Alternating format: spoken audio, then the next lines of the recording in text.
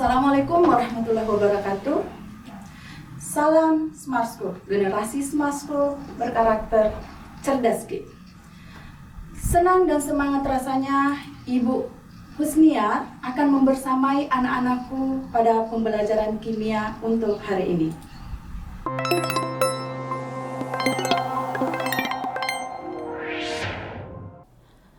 Anak-anakku dimanapun kalian berada, semoga pada hari ini anak-anakku semua dalam keadaan sehat dan tentunya tetap semangat untuk selalu belajar. Baiklah, pada hari ini Ibu akan membawakan materi tentang sel elektrokimia. Ya, apa sih itu elektrokimia? Dari katanya, elektrokimia terdiri dari dua kata ya. Ada elektro dan ada kimia. Ya.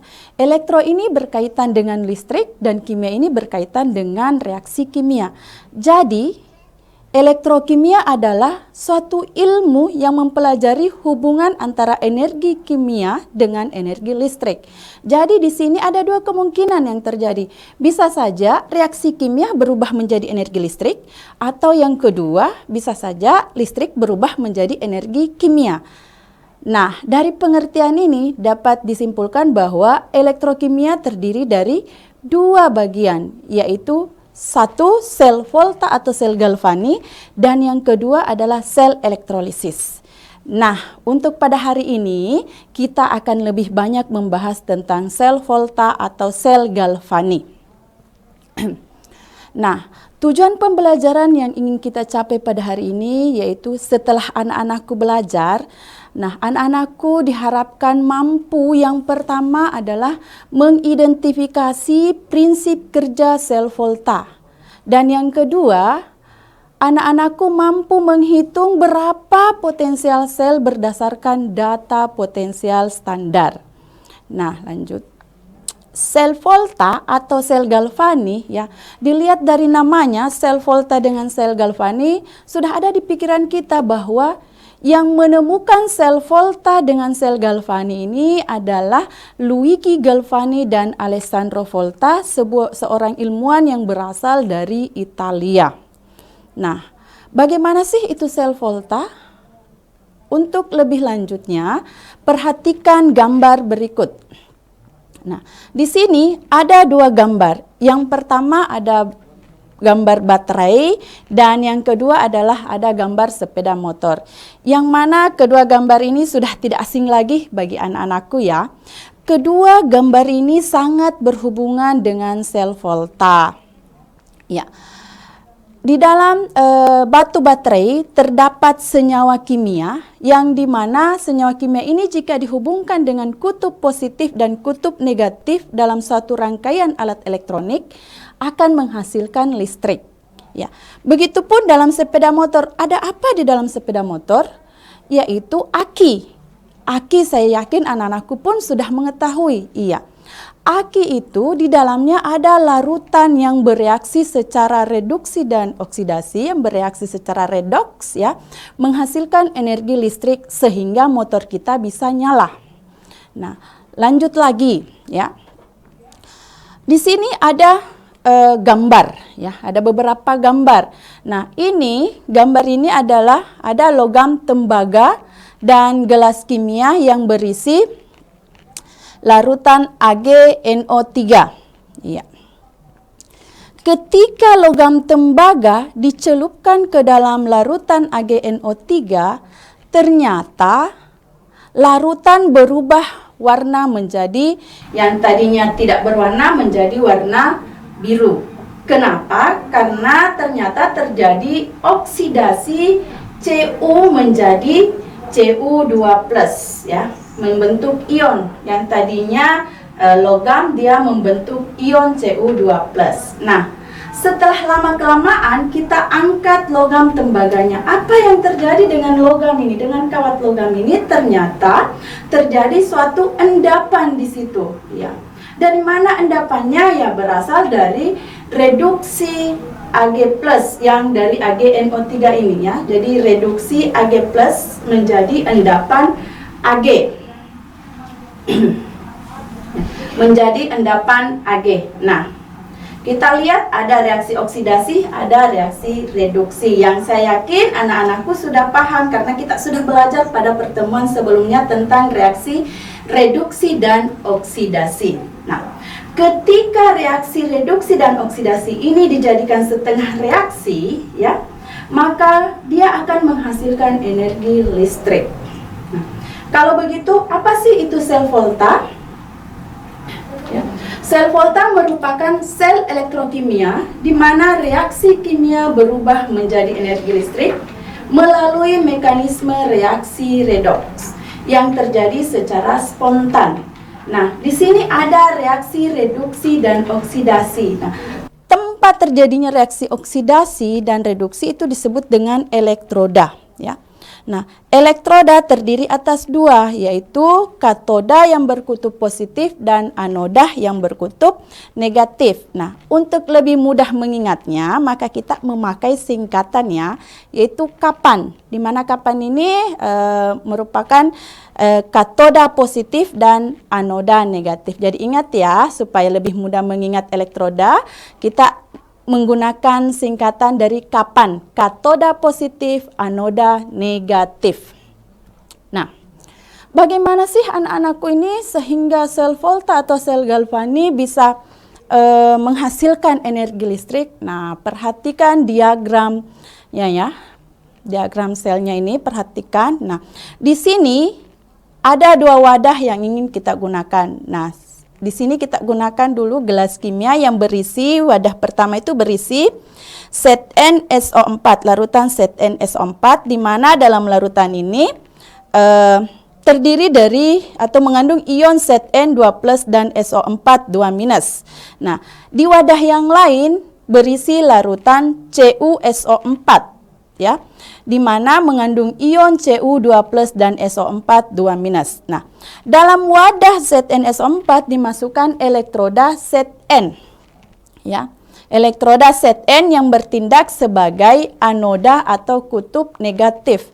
Nah, di dalam wadah yang lain dimasukkan elektroda tembaga atau Cu yang bertindak sebagai elektroda katoda atau kutub positif. Nah, di elektroda, kedua elektroda ini kemudian dihubungkan dengan arus listrik, ya.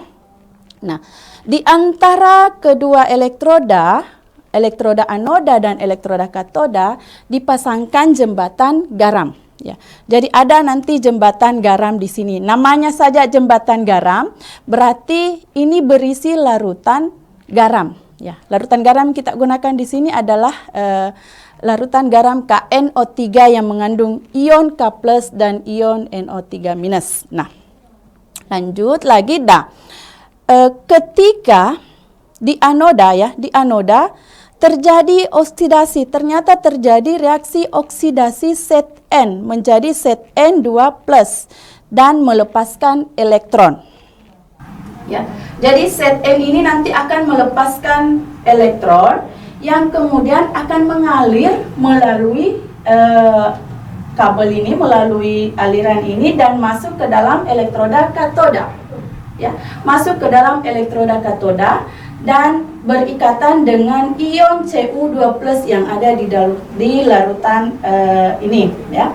Dan Cu2+ ini akan terdeposit, akan tereduksi, akan mengendap di elektroda katoda. Nah, perhatikan lagi ya, ketika terjadi proses oksidasi Zn menjadi Zn2+ dan ada proses transfer elektron, maka ada ketidakseimbangan muatan di dalam wadah ini, ya. Di dalam kedua wadah ada ketidakseimbangan, di mana di anoda akan kelebihan ion Zn2+, ya, akan kelebihan ion Zn2+. Sehingga karena dia kelebihan ion positif, maka disinilah fungsi dari jembatan garam, ya. Ion negatif dari jembatan garam, di mana dalam hal ini NO3- akan menetralkan ion positif, kelebihan ion positif di dalam larutan tersebut. Ya. Jadi NO3 minus akan masuk ke dalam larutan ya, akan menetralkan, maksudnya menetralkan larutan kelebihan dari ion positif pada wadah ini ya, dalam wadah ini. Nah, di katoda ternyata juga karena terdeposit, karena tereduksi Cu2 plusnya tereduksi, maka di sini akan kekurangan ion positif ya. Di sini akan kekurangan ion positif. Ya. Nah, kekurangan ion positif ini akan dinetralkan ion positif dari jembatan garam. Iya, seperti itu. Nah, dari diagram sel ini kita bisa menuliskan reaksi selnya. Oke. Reaksi sel. Dalam menuliskan reaksi sel ada namanya anoda dengan katoda. Tadi sudah dijelaskan bahwa yang bertindak sebagai anoda adalah zat N. Nah, anoda itu reaksinya seperti ini ya. Zat N menghasilkan atau teroksidasi menjadi Zn2+ ditambah 2 elektron. Terus di katoda terjadi reaksi reduksi, yaitu Cu2+ ditambah 2 elektron menghasilkan Cu. Nah, bagaimanakah reaksi selnya? Ya, perhatikan reaksi selnya. Karena 2 elektron di anoda sama juga di katoda sudah 2 elektron, berarti ya, ini kita coret sehingga reaksi selnya seperti ini ya. Reaksi selnya yaitu Zn, logam Zn ditambah ion Cu2+ menghasilkan Zn2+ ditambah logam Cu. Nah, anak-anakku sekalian, ya. Di sini dikatakan jembatan garam. Nah, menurut anak-anakku, apa sih fungsi dari jembatan garam? Nah, ya. Jadi fungsi jembatan garam. Apa sih fungsi dari jembatan garam? Nah, di sini tadi dikatakan ya, larutan di anoda kelebihan muatan positif. Akibatnya akan menghambat reaksi oksidasi berikutnya dari Zn karena ini kelebihan muatan positif. Oleh karena itu perlu dinetralkan oleh ion negatif dari jembatan garam. Sedangkan di katoda kelebihan muatan negatif. Akibatnya akan menghambat pengiriman elektron ke katoda. Oleh karena itu perlu dinetralkan oleh ion positif dari jembatan garam. Nah, sehingga fungsi utama dari jembatan garam adalah menetralkan larutan di kedua wadah agar reaksi redoks bisa berlangsung secara spontan dan kontinu. Nah, untuk menghitung, ya tadi dikatakan bahwa sel volta itu ada energi listrik, ya ada energi listrik yang dihasilkan. Jadi untuk menghitung berapa sih energi listrik yang dihasilkan itu, maka dikenal dengan istilah potensial sel, yang merupakan ukuran kecenderungan suatu spesies kimia untuk mengalami reaksi reduksi. Dan potensial sel ini disimbolkan dengan E0. Nah, untuk menghitung potensial listrik yang dihasilkan sel volta, ini menggunakan rumus seperti ini ya. E0 sel sama dengan E0 reduksi dikurang E0 oksidasi, ya. E0 reduksi dikurang E0 oksidasi, atau E0 pada katoda dan juga E0 pada anoda.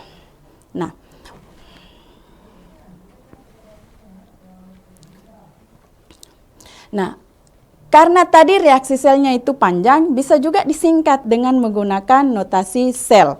Nah, ini berikut notasi selnya, yaitu anoda. Ya. Ini untuk menuliskan notasi sel. Notasi sel itu untuk salah satu cara untuk menyingkat ya dari reaksi sel. Ya.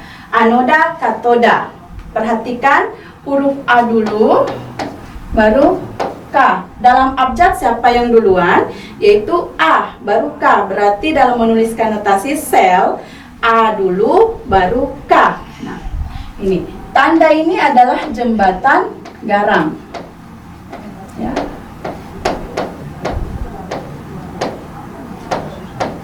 Iya. jembatan garam. Jadi garis 2 ini adalah jembatan garam.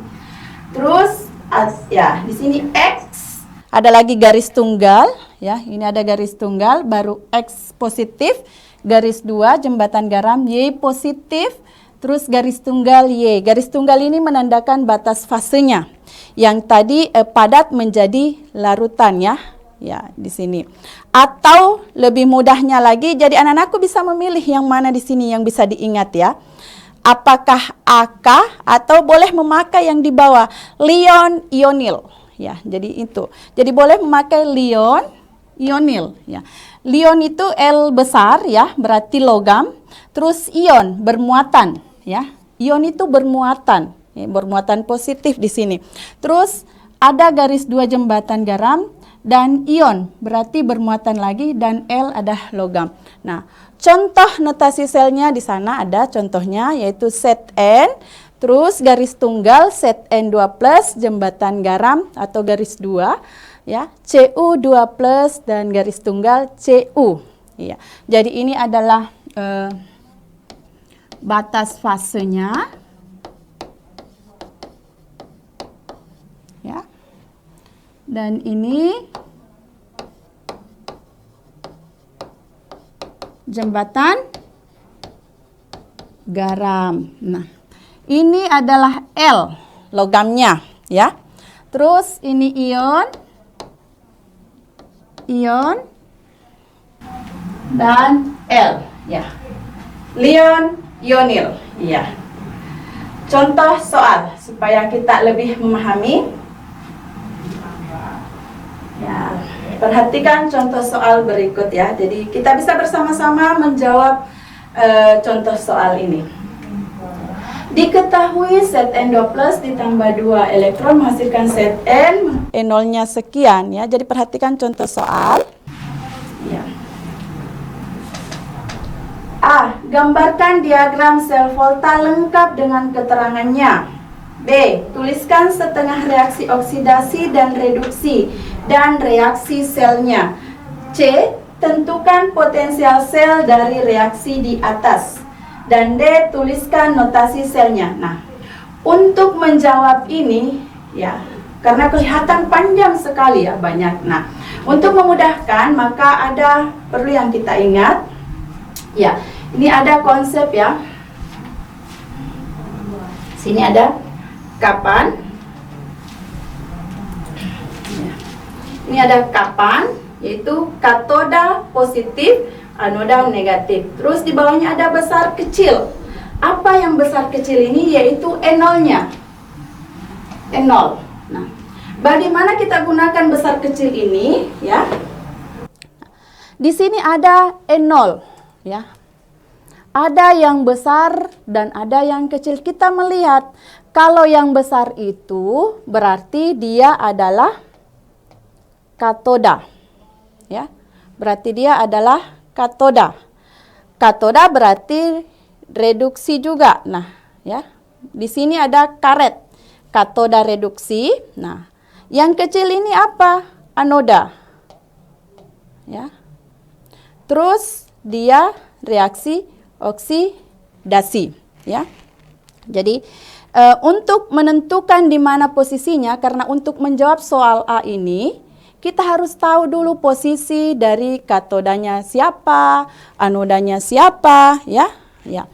Nah, untuk menentukan di mana anoda, di mana katoda, karena ada N0 yang diketahui, ya, karena ada N0 yang diketahui, berarti kita melihat N0 yang besar itu berada pada katoda. Nah, menurut anak-anakku yang mana besar? Minus 0,76 volt atau minus 0,44 volt?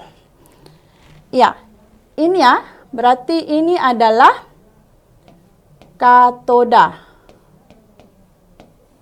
Ya, ini lebih besar nilainya, minus 0,44 volt lebih besar dibandingkan dengan minus 0,76. Nah, karena Fe katoda, otomatis set N berada di anoda. Nah, dari sini kita bisa menjawab bagian A. Ya. tadi sudah dijelaskan ya bahwa Fe itu berada di katoda. Ya. Di sini Fe berada pada katoda dan Zn berada pada anoda. Jadi ini gambarnya ya, diagram selnya. Nah, bagaimana untuk menjawab yang kedua, bagian B? Nah, setengah reaksi oksidasi dan reduksi. Nah, tadi sudah dikatakan bahwa ada karet anoks ya, katoda reduksi ya,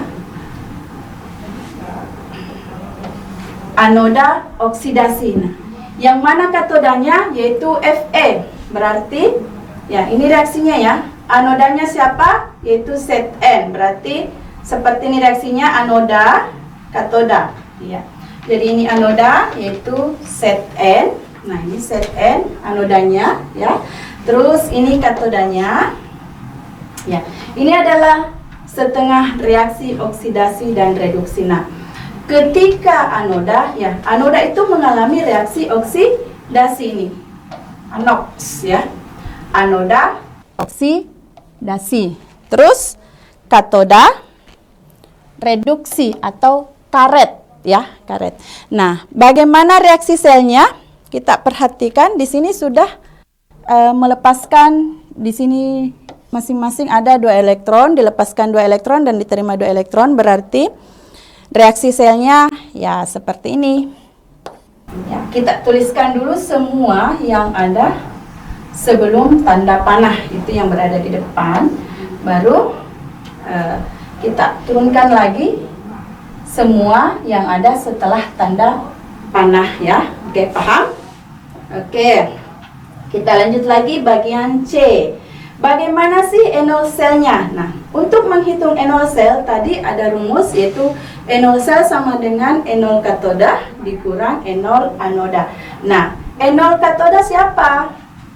Berapa sih nilainya enol katoda? Yaitu ini ya, minus 0,44 volt dikurang minus 0,76 volt. Ya, sama dengan positif 0,32 volt. Jadi inilah nilai enol selnya. Nah, yang terakhir bagian D adalah notasi sel. Ya. Bagaimana notasi selnya? Nah, notasi sel itu ya, untuk memahami notasi sel ada A, K, ya, AK, anoda, katoda. Nah, yang mana anodanya di sini? Yaitu Zn, atau boleh juga L, ion, terus ya, lion ionil, ya, lion ionil, logam, ion, jembatan garam, ion, logam, iya. Jadi ini ya,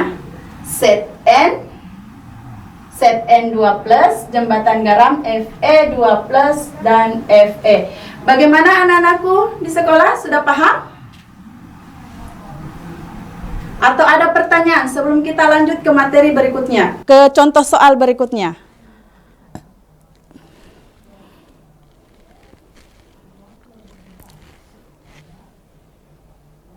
Semua sudah paham ya? Kalau sudah paham, berarti kita lanjut ke contoh soal yang kedua. Oke. Contoh soal yang kedua. Berikut merupakan reaksi sel dari suatu sel volta, ya. Al ditambah 3 Ag plus menghasilkan Al3 plus ditambah 3 Ag. Nah, notasi sel dari reaksi tersebut adalah, ya, notasi sel dari reaksi tersebut adalah, nah, coba diperhatikan, ada A, B, C, D, dan E. Adakah yang bisa membantu Ibu di sini untuk menjawab soal nomor 2 ini? Ayo, dari sekolah mana yang bisa membantu Ibu untuk menjawab soal nomor 2?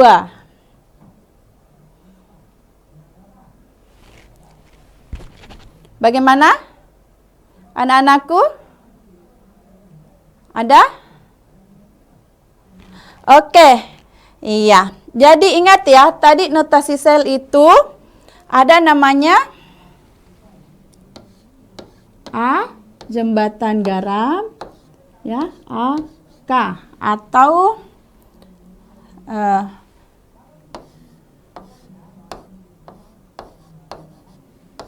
Lion ionil, ya, atau Lion dan ionil. Nah, yang mana lebih mudah anak-anakku kalau soal seperti ini kira-kira? Iya, kita lebih bagus menggunakan yang kedua ya. Iya. Lion ionil, logam ion, jembatan garam ion dengan logam. Nah, logam yang mana di sini logam? Nah, kita lihat, kita perhatikan soalnya. Nah, di sini logam. Yang mana logam? Yaitu Al, berarti Al. Al dulu. Kita mencari Al. Nah, oh ada 3 yang Al ya. Ada 3 yang Al. Terus pasangannya Al siapa? Apakah Ag? Ya, kita mencari pasangannya Al di sini.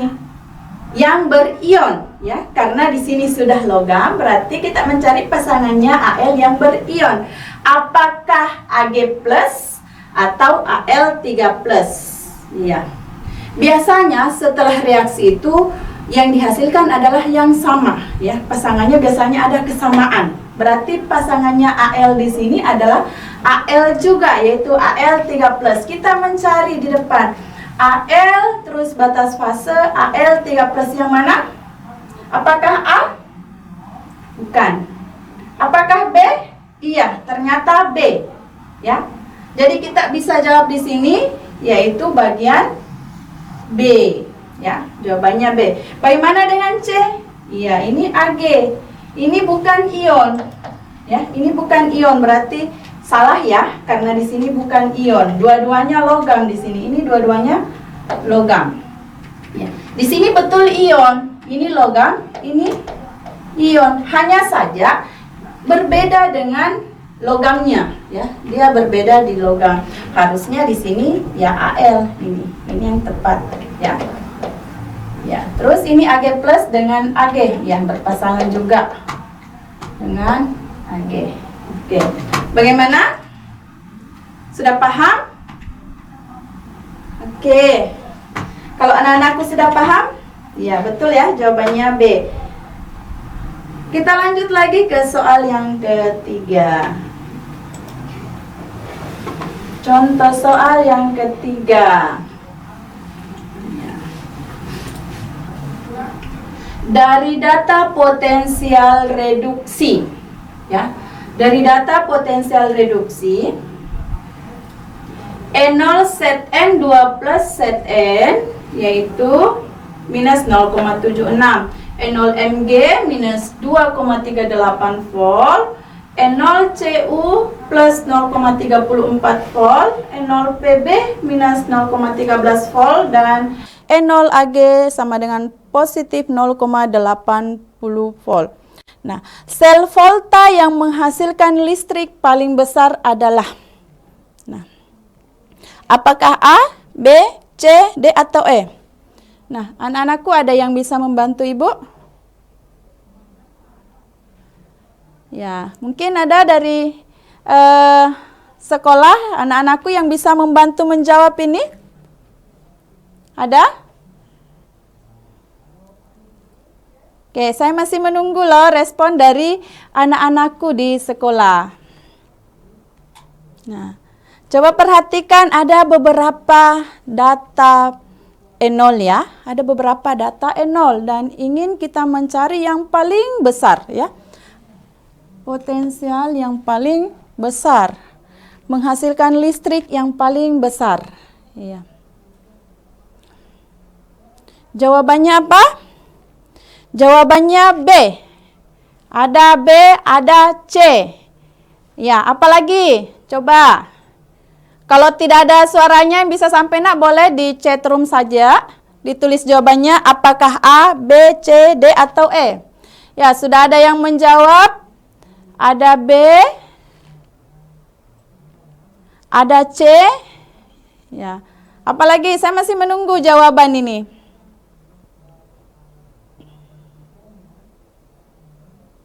Ya. Oke, nah kita lihat apakah B atau C, ya. Tadi teman-teman kalian sudah ada yang menjawab di chat room, ada 2 jawaban ya. Bisa B, bisa C katanya ya. Jadi yang mana benar? Nah, karena dalam UTBK itu ya, dalam ujian nanti itu kita membutuhkan waktu yang sangat simpel, yang sangat cepat untuk bisa menjawab soal. Ada trik khususnya untuk menjawab ini ya.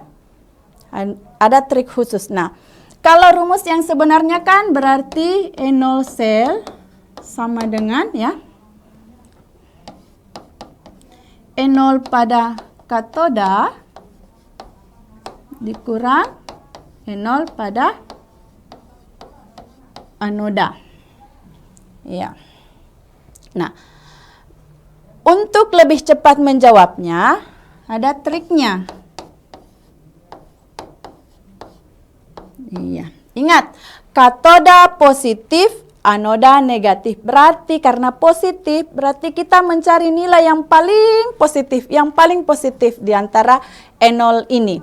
Nah, menurut anak-anakku yang mana paling positif di sini? Yaitu CU. Ya. Ini berarti iya, ada pada CU. Ya, ini yang paling positif, ya. Kan ada 2 yang positif, yaitu CU dengan AG plus 0,34 dengan plus 0,8. Oh, maaf. Yang paling positif adalah 0,8 ya. Duh, ini yang paling positif. Iya, berarti AG. Ya, berarti AG. Berarti sudah ada gambaran yang benarnya. Oke. Terus yang paling negatif lagi. Jadi E0 positif ya dikurang E0 negatif. Ya, yang mana paling negatif di sini? Apakah minus 0,76 atau minus 2,38 atau minus 0,13? Yang mana paling negatif? Yaitu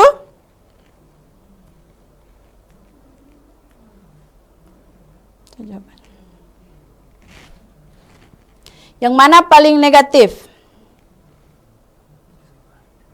Yaitu MG. Ya, ini yang paling negatif, minus 2,38 ya. Berarti di sini ya, ini yang paling negatif. Iya. Berarti di sini AG, ya saya tulis seperti ini saja. AG dengan MG ya. Karena bukan angka yang diminta, tetapi notasi sel yang diminta, maka ini ya, AG, jadi saya tulis seperti ini. Ya, AG dengan MG ya. AG dengan MG. Nah, di anoda adalah, ya ingat notasi sel itu. Nah, ini notasi sel namanya ya nak ya. Ini notasi sel. Jadi notasi sel itu A, K, ya, AK. Anoda, katoda. Berarti anodanya siapa? MG. Ya, berarti kita mencari anoda yang MG yang berada di anoda. Yang mana? Duluan. Berarti antara B dengan E. Ya. Terus katodanya siapa? AG. Ya, AG katoda. Berarti kita mencari lagi setelah jembatan garam. Ya, setelah jembatan garam ada AG. Yang mana ada AG? Iya, betul. Yang benarnya adalah bagian E. Oke.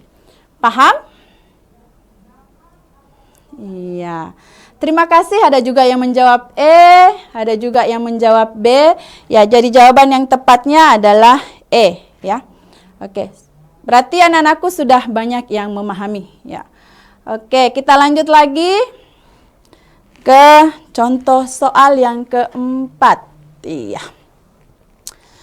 Nah, ini ya, sering juga muncul ini di dalam soal UTBK ya. Ini sering juga muncul. Di nomor 3 juga tadi itu sering sekali muncul dalam UTBK. Nah, sekarang kita perhatikan soal nomor 4. Ya. Sambil memperhatikan soalnya, anak-anakku bisa menjawab di chat room, ya. Bisa membantu Ibu untuk menjawabnya di chat room.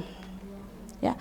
Diketahui data E0 reduksi standar Ag plus ditambah elektron menghasilkan Ag, E0-nya sama dengan positif 0,80 volt. Terus yang kedua, set N 2 plus ditambah 2 elektron menghasilkan set N, E0-nya sama dengan minus 0,76 volt. Nah, pertanyaannya, jika kedua logam tersebut dipasangkan untuk membentuk sel volta dengan reaksi, ya, dengan reaksi. Ya. Dengan reaksi 2 Ag plus ditambah set N menghasilkan 2 Ag ditambah set N 2 plus. Hal-hal berikut yang tidak tepat adalah, nah, ada kata kuncinya, tidak tepat. Tidak tepat, ya. Karena tidak tepat, berarti di sini optionnya ada 5. Berarti ada 4 jawaban yang benar, ya. Berarti ada 4 jawaban yang benar. Berarti kita mencari yang tidak tepatnya, ya. Nah, kembali lagi, ya, ini ada, boleh dipakai ini, kapan, terus ada besar kecil atau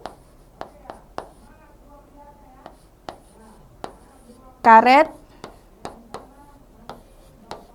anox, ya. Ada tidak anotasi sel? Ada anotasi sel, berarti AK, ya. Nah, apa yang perlu diperhatikan dulu yaitu tab nilai E0-nya, ya. Ya. Nilai E0 yang kita perhatikan, yang mana besar E0-nya? Yaitu Ag, ini besar. Iya, positif, dan ini negatif. Iya. Berarti karena ini positif, ya. Ini positif dan ini negatif, ya. Nah, berarti karena ini nilainya besar, berarti ini berada pada katoda, ya. Dan ini karena ini katoda, otomatis ini adalah anoda, ya. Nilainya besar, nolnya besar berarti katoda, nilainya nolnya kecil berarti ada pada anoda. Nah, kalau dia katoda berarti reaksi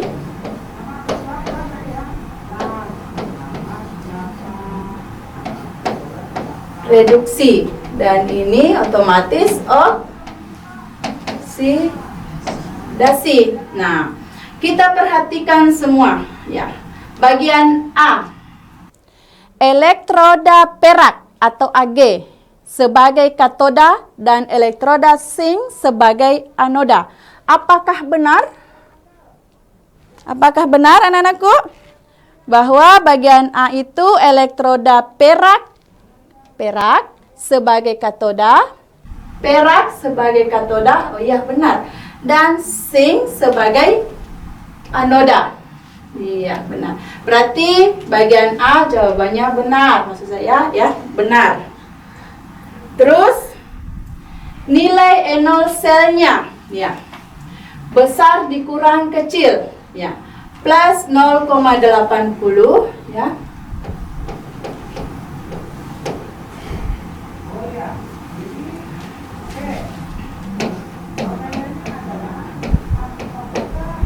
E0 sel sama dengan plus 0,80 dikurang minus 0,76 volt. Apakah sama dengan 1,56? 6 ditambah 0, 6. 7 ditambah 8 berarti 15. 5 simpan 1 berarti benar juga ya. Berarti B juga benar. Oke. C. Zn sebagai oksidator dan Ag sebagai reduktor. Nah, ingat. Ada oksidator dan ada reduktor. Nah, kalau oksidator itu berarti reaksi reduksi ya. Kalau reduktor berarti reaksi oksidasi. Apakah benar Ag sebagai reaksi oksidasi? Salah ya. Ini salah. Kenapa? Karena Ag sebagai reaksi karena Ag sebagai reaksi reduksi ya. Ag sebagai reduksi dan Zn sebagai oksidasi. Berarti jawaban kita sudah dapat yaitu bagian C.